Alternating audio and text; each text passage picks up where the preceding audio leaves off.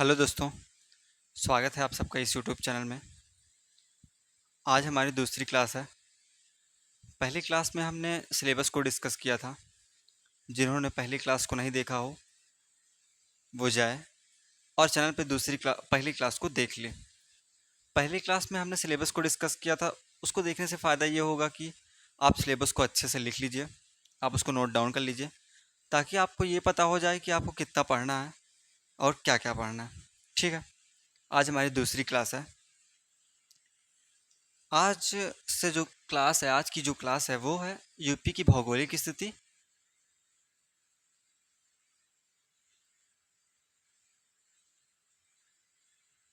पहला चैप्टर है ये, यूपी की भौगोलिक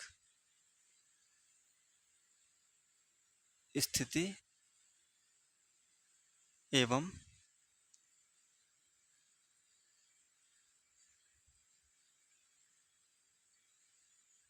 भौतिक विभाजन।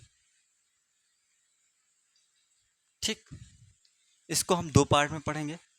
पहले पार्ट में पढ़ेंगे यूपी की भौगोलिक स्थिति के बारे में, दूसरा हम भौतिक विभाजन को देख लेंगे।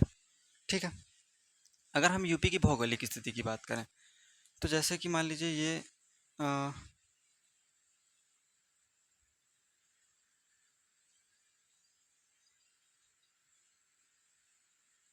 ये भारत है हमारा।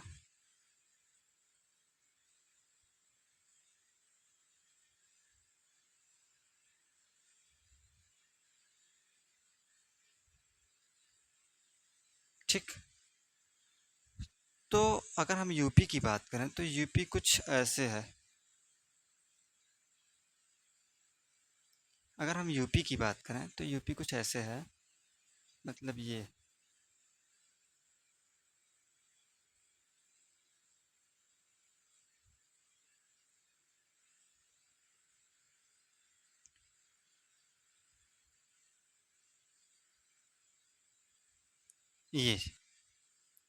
ये एरिया जो है, ये जो मतलब जो है, ये नेपाल है।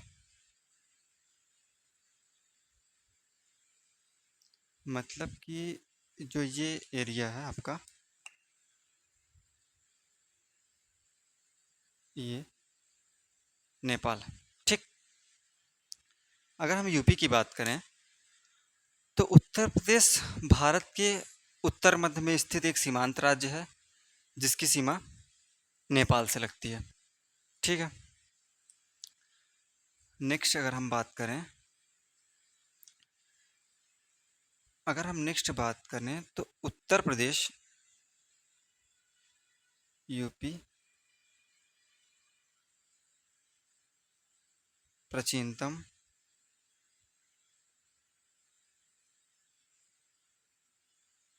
गोंडवाना लैंड का भाग है। ठीक, अब गोंडवाना लैंड क्या है?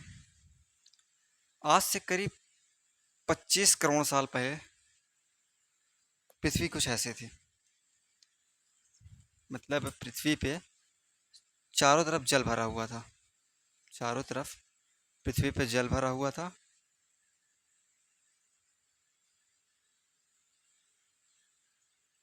और बीच में केवल एक महाद्वीप था जिसका नाम था पैंजिया।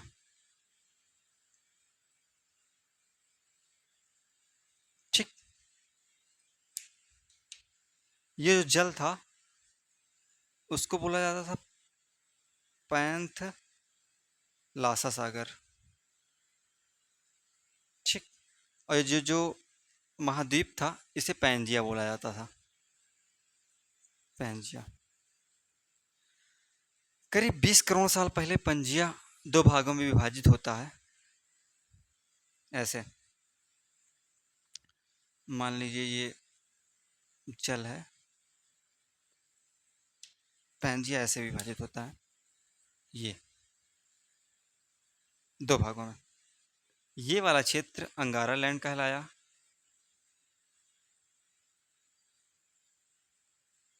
और ये वाला क्षेत्र गोंडवाना लैंड।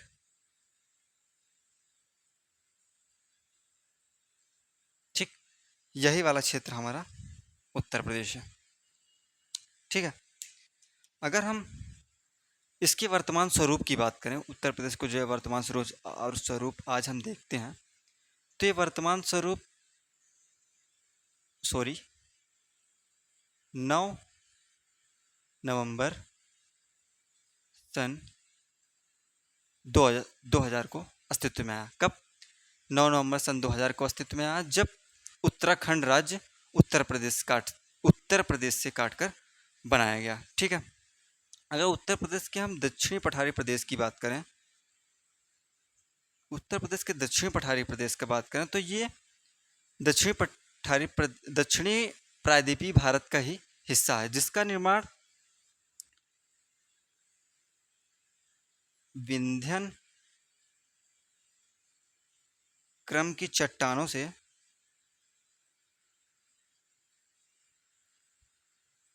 प्री कैम्ब्रियन काल में हुआ। प्री कैम्ब्रियन काल में हुआ। ठीक है।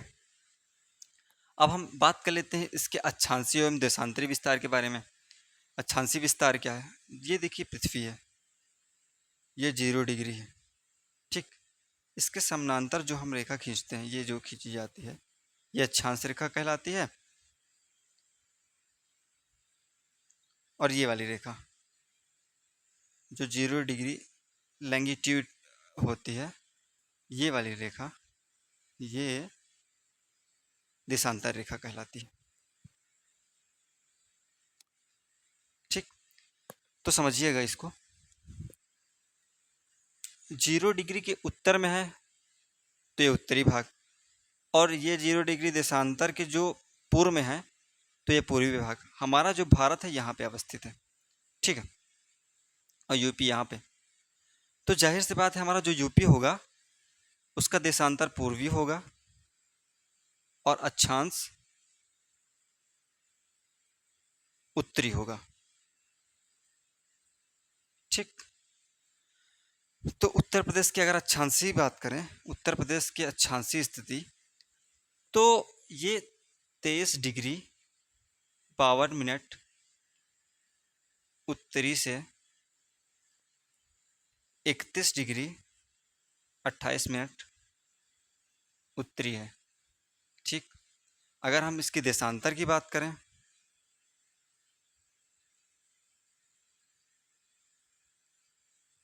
तो ये 77 डिग्री 30 मिनट से 84 डिग्री 39 मिनट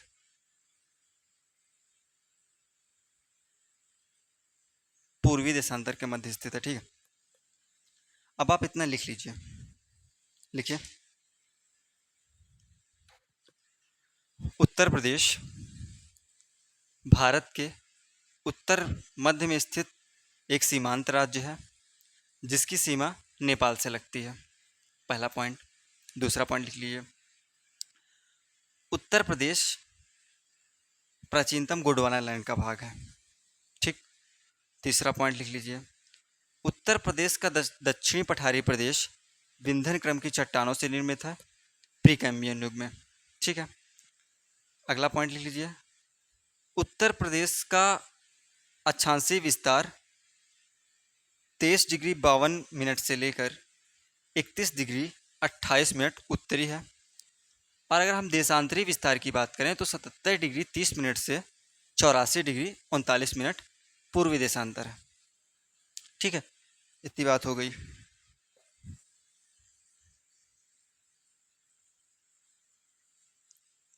अब हम इसके सीमाओं की बात कर देंगे, मतलब उत्तर प्रदेश से कितने राज्य हैं जो अपनी सीमा साझा करते हैं। ठीक।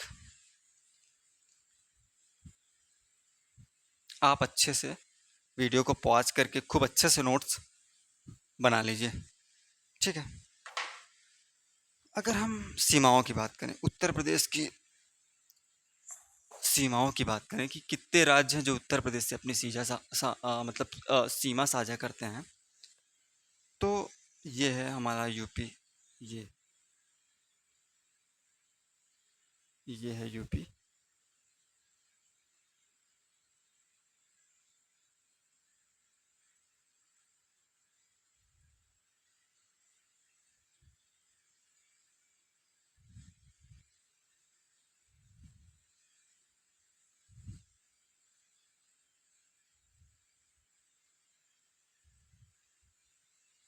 ठीक। ये यूपी है। ये वाला क्षेत्र ये नेपाल है। ठीक। यहाँ पे है दिल्ली। ठीक। अगर हम बात करें कि उत्तर प्रदेश से कौन कौन मतलब उत्तर प्रदेश से कौन कौन से राज्य हैं जो सीमा साझा करते हैं अपनी, तो एक अंतर्राष्ट्रीय देश है नेपाल, एक केंद्र शासित प्रदेश है दिल्ली, और 8 राज्य हैं जो उत्तर प्रदेश से अपनी सीमा साझा करते हैं। उन 8 राज्यों का हम देख लेते हैं कौन कौन से हैं। ठीक है। सबसे पहले अगर हम बात करें उत्तराखंड। उत्तराखंड, अगर बात करें कि उत्तराखंड से कितने जिले लगते हैं, तो 7 जिले। कौन कौन से? सहारनपुर,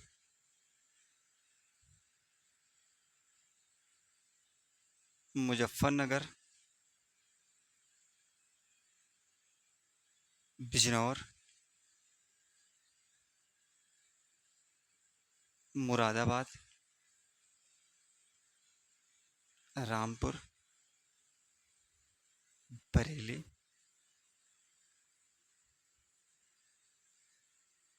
पीलीभीत। कितने जिले हो गए? 1 2 3 4 5 6 7। सहारनपुर, मुजफ्फरनगर, बिजनौर, मुरादाबाद, रामपुर, बरेली, पीलीभीत। आप लिख लीजिए। उत्तराखंड से 7 जिले सीमा साझा करते हैं। सहारनपुर, मुजफ्फरनगर, बिजनौर, मुरादाबाद, रामपुर, बरेली और पीलीभीत। अगर हम नेपाल की बात करें तो पीलीभीत, लखीमपुर खीरी, बहराइच, श्रावस्ती,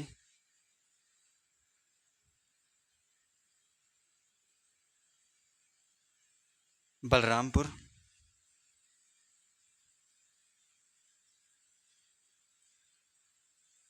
सिद्धार्थ नगर, महाराजगंज। ठीक है। पीलीभीत, लखीमपुर खीरी, बहराइच, श्रावस्ती, बलरामपुर, सिद्धार्थनगर और महाराजगंज। अगर हम नेपाल से बात करें तो नेपाल से 7 जिले हैं उत्तर प्रदेश के जो अपनी सीमा साझा करते हैं। ठीक है। अगर बिहार की बात करें, महाराजगंज, कुशीनगर, ये बलिया है, महाराजगंज, कुशीनगर, बलिया, गाजीपुर, चंदौली,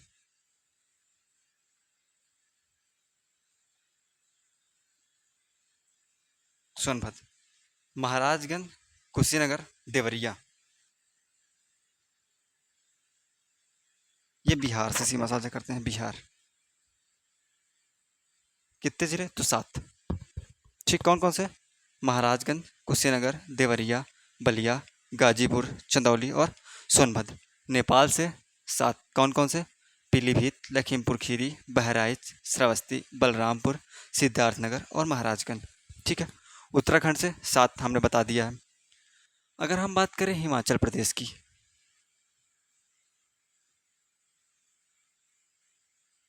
हिमाचल प्रदेश की, तो इससे एक जिला लगता है, केवल सहारनपुर। ठीक। अगर हम बात करें हरियाणा की, तो इससे 6 जिले लगते हैं। कौन कौन से? सहारनपुर, शामली, बागपत, गाजियाबाद,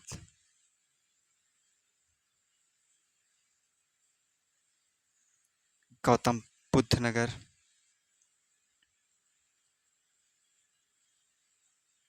मथुरा। सहारनपुर, शामली, बागपत, गाजियाबाद, गौतम बुद्ध नगर और मथुरा। अगर हम राजस्थान की बात करें, राजस्थान से 2 जिले सीमा साझा करते हैं। एक मथुरा और दूसरा आगरा। ठीक है। अगर हम मध्य प्रदेश की बात करें,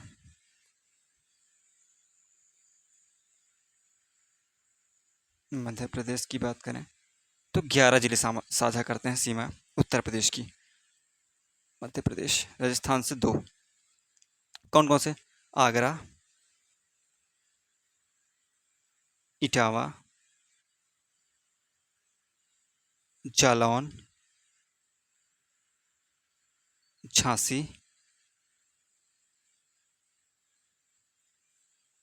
ललितपुर, महोबा, बांदा,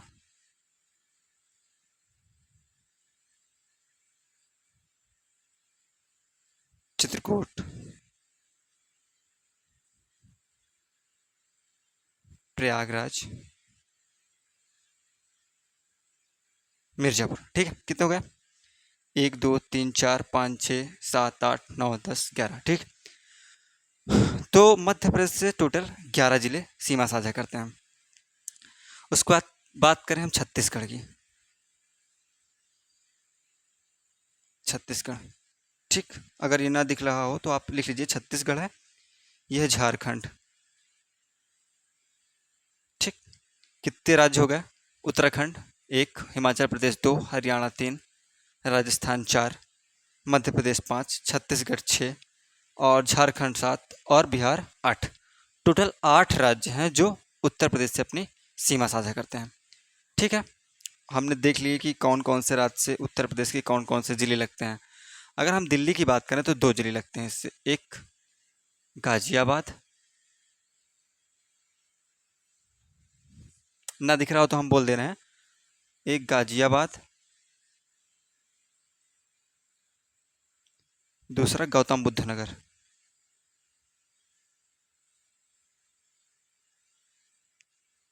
ठीक है, अब बात करते हैं हम सहारनपुर की।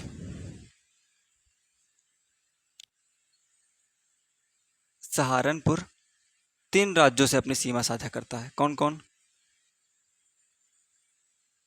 उत्तराखंड,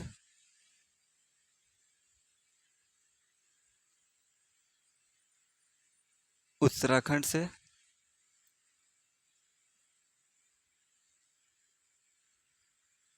हिमाचल प्रदेश से और हरियाणा से। ठीक। अगर हम सोनभद्र की बात करें तो ये भारत का एकमात्र जिला है जो सर्वाधिक राज्यों से अपनी सीमा साझा करता है, 4 राज्यों से। कौन कौन आप देख लीजिए। मध्य प्रदेश, छत्तीसगढ़, झारखंड और बिहार। ठीक। अगर हम ललितपुर की बात करें तो मध्य प्रदेश से 3 ओर से घिरा अगर कोई जिला है तो वो ललितपुर है। दूसरी विशेषता ललितपुर की अगर देखें तो ललितपुर एकमात्र जिला है जो कि सबसे कम जिले केवल झांसी से अपनी अपनी सीमा साझा करता है। अगर बात करें कि उत्तर प्रदेश का कौन सा जिला है जो सर्वाधिक जिलों से सीमा साझा करता है तो वो है हरदोई। ये टोटल 8 जिलों से अपनी सीमा साझा करता है। एक लखीमपुर खीरी, दूसरा अपना सीतापुर, तीसरा लखनऊ, चौथा कन्नौज,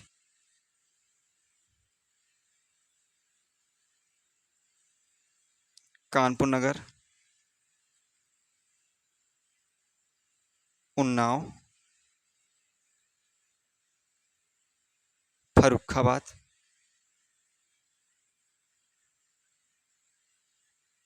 शाहजहांपुर। ठीक है, आप इसे लिख लीजिए। उत्तर प्रदेश का हरदोई एक जिला है जो सर्वाधिक जिलों से सीमा साझा करता है, 8 जिलों से। लखीमपुर खीरी, सीतापुर, लखनऊ, कन्नौज, कानपुर नगर, उन्नाव, फर्रुखाबाद और शाहजहांपुर। ठीक है, इतना हो गया। ये हो गई उत्तर प्रदेश के राज्य और उससे संबंधित जो राज्य थे जो जिनसे उनकी सीमा लगती थी। ये इतना हो गया। ठीक है,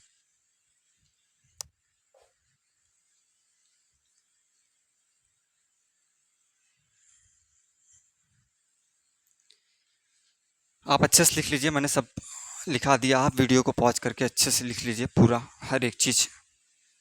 क्वेश्चन से पूछा ही जाता है। जैसे पूछ लेगा कि उत्तराखंड से 4 ऑप्शन दे देगा कौन सा जिला लगता है उत्तर प्रदेश का, कौन सा जिला नहीं लगता। इसी तरह दे देगा जैसे नेपाल से 4 जिले दे देंगे आपको, और दे देगा कि पश्चिम से पूर्व के क्रम में इसको सही क्रम में लगाइए, या कौन सा क्रम पश्चिम से पूर्व क्रम में सही लगा हुआ है। नेपाल से दे देगा, कोई किसी भी जिले से दे देगा, मध्य प्रदेश से दे देगा, ठीक है। अब हम बात करते हैं उत्तर प्रदेश की भौगोलिक क्षेत्रफल की। यूपी के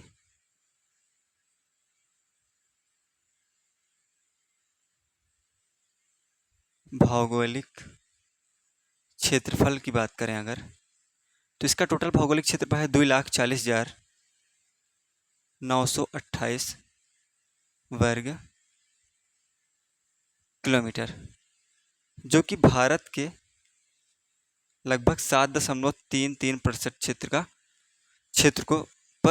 पर विस्तृत है। अगर हम क्षेत्रफल की दृष्टि से देखें कि भारत का चौथा सबसे बड़ा राज्य, भारत के 4 सबसे बड़े राज्य,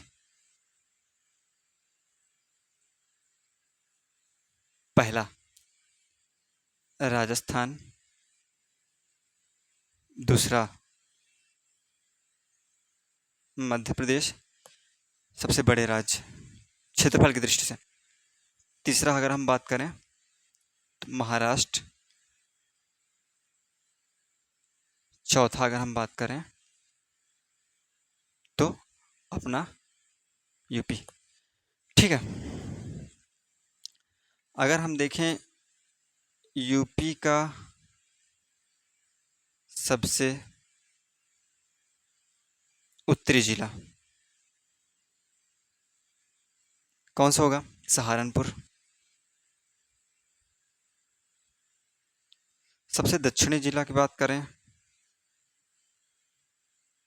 तो ये हो जाएगा सोनभद्र।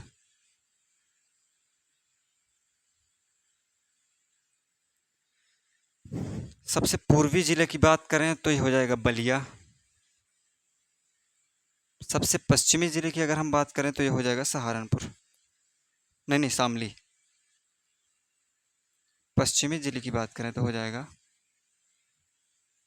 शामली, ठीक है। अगर उत्तर प्रदेश की हम लंबाई की बात करें, ये मान लीजिए हमारा उत्तर प्रदेश है, ये मान लीजिए उत्तर प्रदेश है। अगर हम इसकी लंबाई की बात करें तो लगभग ये है 650 किलोमीटर, और अगर हम चौड़ाई की बात करें तो ये है 240 किलोमीटर। इसे आप लिख लीजिए। यूपी के भौगोलिक क्षेत्रफल 2 लाख, यूपी का भौगोलिक क्षेत्रफल जो है कितना है? 2,40,928 वर्ग किलोमीटर, जो भारत के लगभग 7.33% क्षेत्र पर विस्तृत है, या क्षेत्र को घेरे हुए है। भारत के 4 सबसे बड़े राज्य राजस्थान, मध्य प्रदेश, महाराष्ट्र और यूपी। यूपी का सबसे उत्तरी जिला सहारनपुर, सबसे दक्षिणी सोनभद्र, सबसे पूर्वी बलिया और सबसे पश्चिमी शामली। ये हो गई उत्तर प्रदेश की भौगोलिक स्थिति।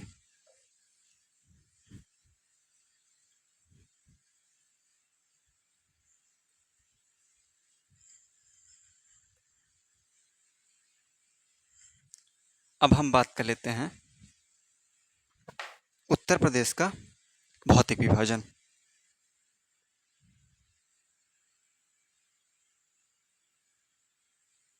उत्तर प्रदेश का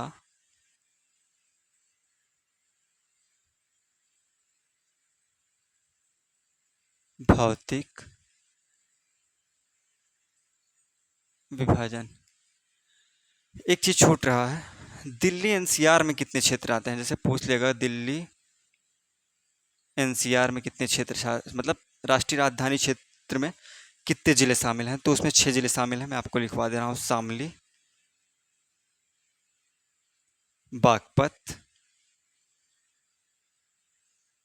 मुजफ्फरनगर, मेरठ, हापुड़, बुलंदशहर,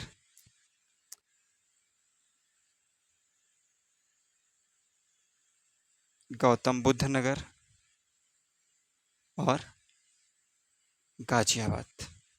ठीक। टोटल 8 जिले हैं जो दिल्ली एनसीआर में, मतलब राष्ट्रीय राजधानी क्षेत्र में शामिल है। इसको आप नोट करके रख लीजिएगा, इससे भी क्वेश्चन पूछा जाता है। ठीक। उत्तर प्रदेश का भौतिक विभाजन की अगर हम बात करें तो वर्तमान में उत्तर प्रदेश को 3 प्राकृतिक प्रदेशों में बांटा गया है। पहला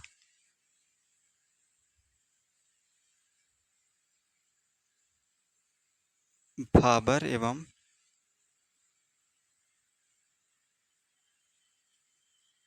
तराई का प्रदेश। दूसरा अगर हम बात करें तो गंगा यमुना का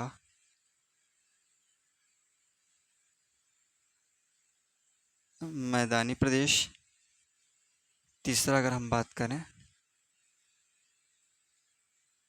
तो दक्षिण का पठारी प्रदेश। ठीक है, अब एक एक करके हम देख लेते हैं क्या है भाबर का एवं तराई का प्रदेश।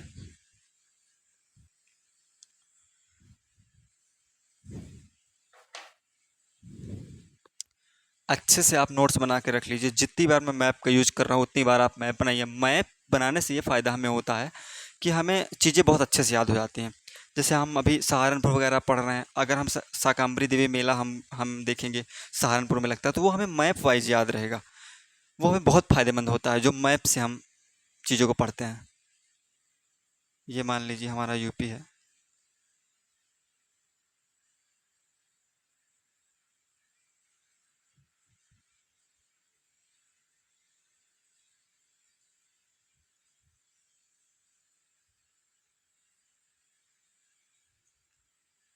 ये वाला क्षेत्र, ये वाला क्षेत्र भाबर वाला क्षेत्र है, और ये वाला क्षेत्र तराई वाला क्षेत्र है। भाबर प्रदेश, तराई प्रदेश। ठीक। इसके जस्ट ऊपर शिवालिक श्रेणी है। शिवालिक मतलब जो भाबर वाला एरिया है ये शिवालिक के गिरिपदी क्षेत्र में स्थित है। तो शिवालिक से जो नदियाँ आती हैं वो अपने साथ बहुत बड़े बड़े कंकड़ पत्थर लाती हैं, जिससे ये भाबर वाला जो क्षेत्र होता है वो काफ़ी ढक जाता है। मतलब कई स्थलाकृतियों का निर्माण करती हैं ये नदियाँ, जैसे जलोढ़, पंख और जलोढ़ शंकु जैसी स्थलाकृतियों का निर्माण करती हैं ये नदियाँ। ये भाबर प्रदेश में आती हैं और विलुप्त हो जाती हैं। विलुप्त नहीं होती, वो बहती रहती हैं, लेकिन वो दिखाई नहीं देती क्योंकि अपने साथ वो इतने कंकड़ पत्थर बहा के ले आती हैं कि वो ढक जाती हैं। ठीक है। अगर इसके विस्तार की हम बात करें तो इसका विस्तार सहारनपुर से लेके बिजनौर एवं लखीमपुर खीरी क्षेत्र तक है, और आगे तक भी है, पूरा कुशीनगर तक। अगर हम इसकी चौड़ाई के क्रम में बात की जाए तो जो भाबर का प्रदेश है वो चौड़ाई के क्रम में पश्चिम से पूर्व की ओर जाने पर इसकी चौड़ाई कम होती जाती है। ठीक है। ये तराई वाला क्षेत्र है। भाबर के जस्ट दक्षिण में स्थित तराई का प्रदेश, भाबर के दक्षिण में स्थित है। यहाँ समानता क्या होता है, ये यहाँ नदियाँ समानता प्रकट हो जाती हैं। जो भाबर में विलुप्त हुई नदियाँ थी वो समानता यहाँ प्रकट हो जाती हैं। तो यहाँ पे समानता आप देखेंगे, बाढ़ वाला एरिया जहाँ पे नदियाँ भाई प्रकट होगी वह बाढ़ एरिया होगा, बाढ़ प्रभावित क्षेत्र होता है। बाढ़ प्रभावित क्षेत्र होगा तो यहाँ उर्वर जमीन होगी। ठीक है, इसलिए यहाँ पे गन्ना, जूट एवं धान की अच्छी खेती होती है तराई वाले प्रदेश में। अगर इसके विस्तार की हम बात करें तो ये भी सहारनपुर से लेकर आ, आपका कुशीनगर तक क्षेत्र जो है वो तराई प्रदेश कहलाता है। ठीक है। यहाँ पे जो मिट्टी पाई जाती है वो दलदली एवं काप मृदा होती है। दलदली एवं गाद मिट्टी पाई जाती है। ठीक है, लिख लीजिए हम आप, भाबर एवं तराई का प्रदेश लिख लीजिए। सहारनपुर से लेकर पूर्व में कुशीनगर तक सहारनपुर से लेकर पूर्व में कुशीनगर तक पतली पट्टी जो निर्मित है उसे भाबर एवं तराई का प्रदेश कहते हैं। ठीक। भाबर क्षेत्र वह क्षेत्र होता है जहाँ पर हिमालय से निकलने वाली नदियाँ अपने साथ कंकड़ पत्थर लाती हैं और इकट्ठा कर देती हैं,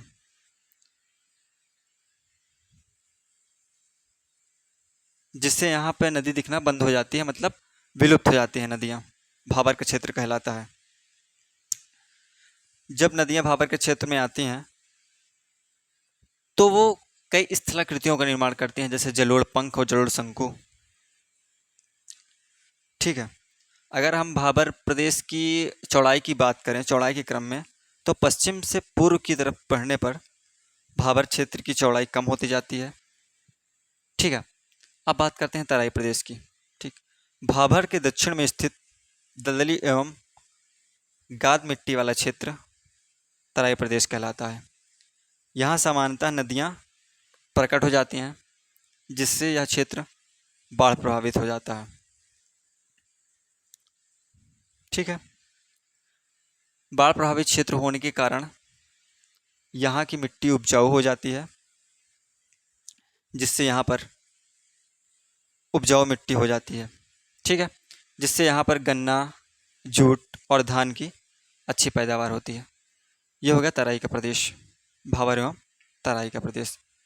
हाँ, एक चीज़ और, यहाँ पे घने जंगल एवं लंबी हाथी घास पाई जाती है तराई वाले क्षेत्र में।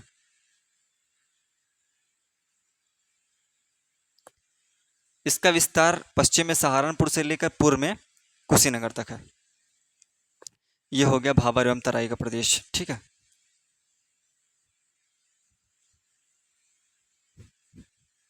आप देख लेंगे गंगा यमुना का मैदानी प्रदेश। गंगा यमुना का मैदानी प्रदेश।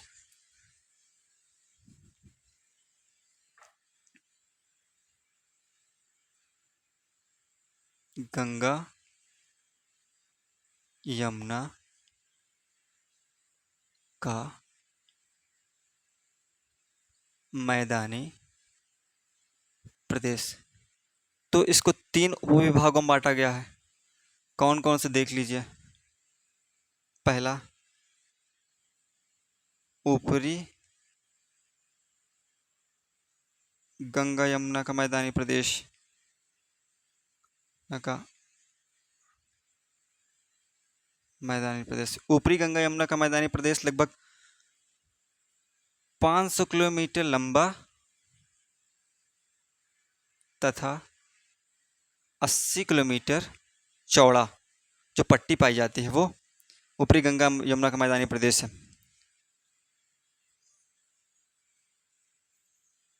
गंगा यमुना का मध्यवर्ती मैदानी प्रदेश। अगर इसकी हम बात करें तो इसमें सहारनपुर, बिजनौर, बरेली, नीचे मथुरा एवं मैनपुरी वाला क्षेत्र आता है। ठीक। अगर हम गंगा गंगा यमुना का पूर्वी प्रदेश की बात करें तो इसमें ये पूर्वी वाला क्षेत्र, जैसे प्रयागराज,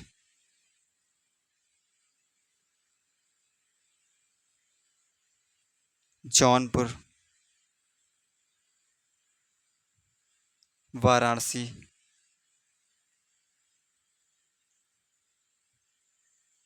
मिर्जापुर तथा सोनभद्र वाला एरिया आता है। ठीक है। किसमें? गंगा यमुना का पूर्वी प्रदेश में मिर्जापुर है ये। लिख लीजिए आप। ठीक है। गंगा यमुना का मैदानी प्रदेश को हम तीन उपविभागों में बांटते हैं। ऊपरी गंगा यमुना का मैदानी प्रदेश 500 किलोमीटर लंबा तथा 80 किलोमीटर चौड़ी पट्टी है जो वो गंगा यमुना का मध्यवर्ती मैदानी प्रदेश की बात करें तो सहारनपुर, बिजनौर, बरेली, मथुरा, मैनपुरी आदि क्षेत्रों में फैला हुआ है। गंगा यमुना का पूर्वी प्रदेश की बात करें तो प्रयागराज, जौनपुर, वाराणसी और मिर्जापुर तथा सोनभद्र एरिया में। ठीक है। अब इसके हम मैदानी प्रदेश की विशेषता देख लेते हैं।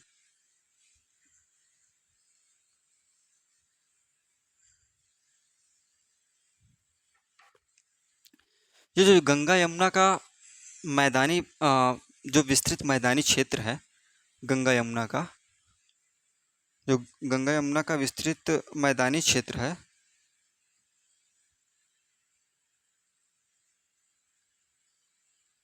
इसका निर्माण गंगा यमुना का ये जो ये गंगा है, मान लीजिए ये यमुना है आपकी, ये गंगा यमुना का जो विस्तृत मैदानी क्षेत्र है ये अति नूतन एवं अभिनूतन युग में, अति नूतन एवं अभिनूतन युग में नदियों के अवसादीकरण से बना है। ठीक, नदियों के अवसादीकरण से बना है।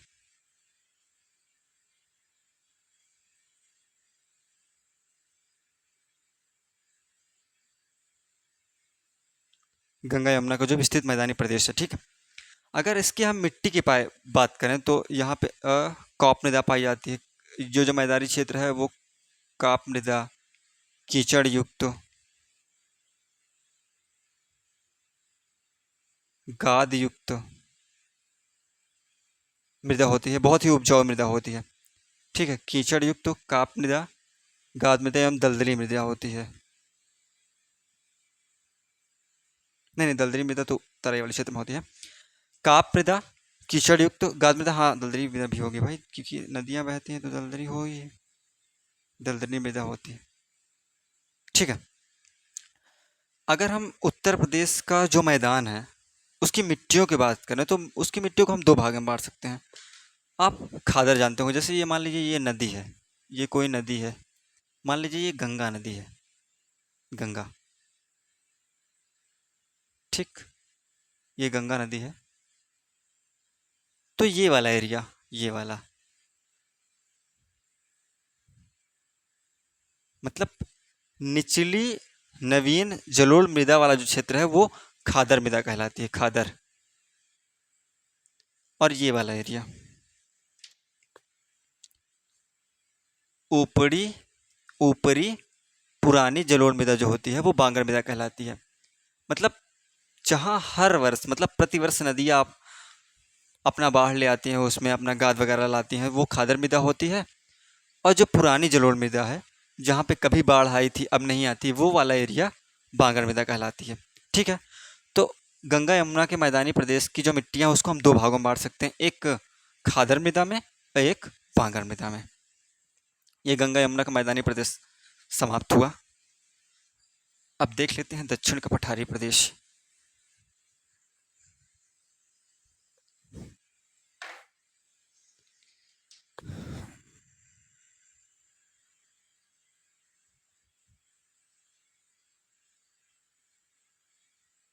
दक्षिण का पठारी प्रदेश, इसका कुल क्षेत्रफल की अगर बात करें तो कुल क्षेत्रफल 45,200 वर्ग किलोमीटर में ये फैला हुआ है।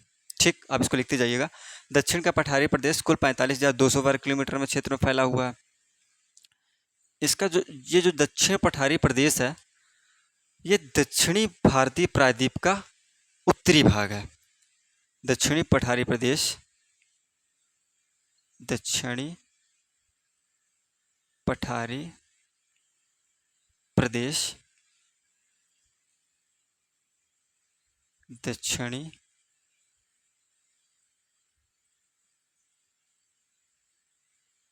प्रायद्वीपीय भारत का उत्तरी भाग है।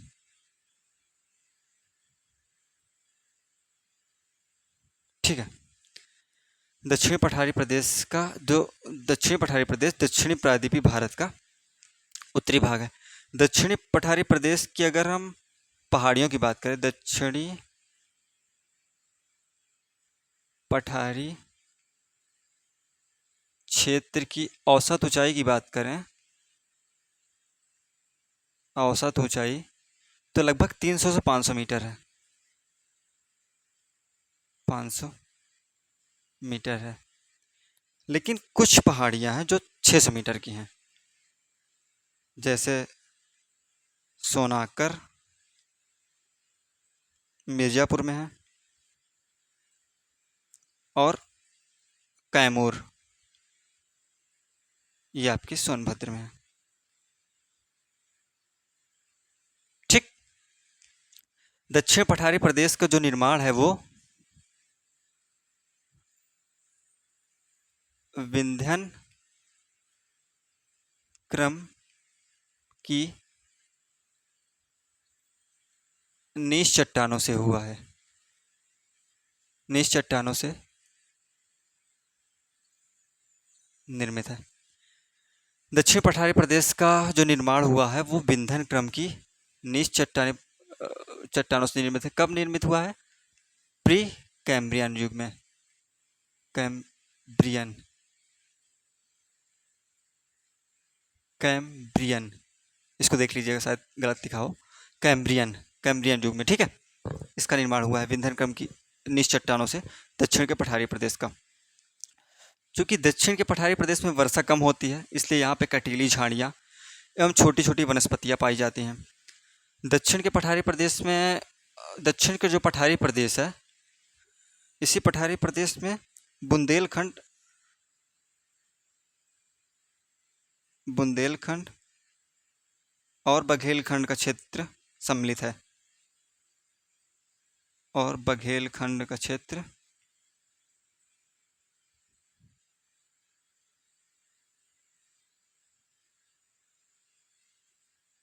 सम्मिलित है, ठीक है। दक्षिणी पठारी प्रदेश में एक विशेषता यह है, यहाँ चलास नामक घास बहुत पाई जाती है, ठीक। क्योंकि यहाँ वर्षा कम होती है, इसलिए ये पठारी क्षेत्र है। यहाँ पे ज्वार, बाजरा, तिलहन आदि की खेती होती है, ठीक है। ये हमने पढ़ लिया आज उत्तर प्रदेश की भौगोलिक स्थिति एवं उसका भौतिक विभाजन, ठीक है। ये पहला चैप्टर था जो हमने आज कंप्लीट किया है। आज की क्लास बस यहीं तक।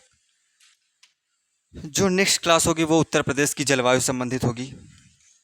आप इसे अच्छे से पढ़ लीजिए, इसको वीडियो को पॉज करके अच्छे से मैंने जितना लिखाया है उसको अच्छे से आप नोट बना लीजिए, अच्छे से लिख लीजिए। 3-4 कलरफुल पेन का यूज कीजिए, ठीक है। आपकी नोट्स जितनी अच्छी होगी उतना आपको पढ़ने में मज़ा आएगा।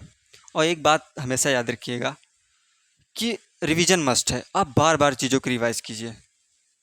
कहते हैं ना, जो रियाज करता है वो राज करता है। तो आप अच्छे से नोट्स बना लीजिए, अच्छे से लिख लीजिए। आज के लिए बस इतना ही। नेक्स्ट क्लास में हम मिलेंगे उत्तर प्रदेश की जलवायु के साथ। अगर वीडियो आपको अच्छा लगता है तो प्लीज़ सब्सक्राइब कीजिए, लाइक कीजिए और शेयर कीजिए। धन्यवाद।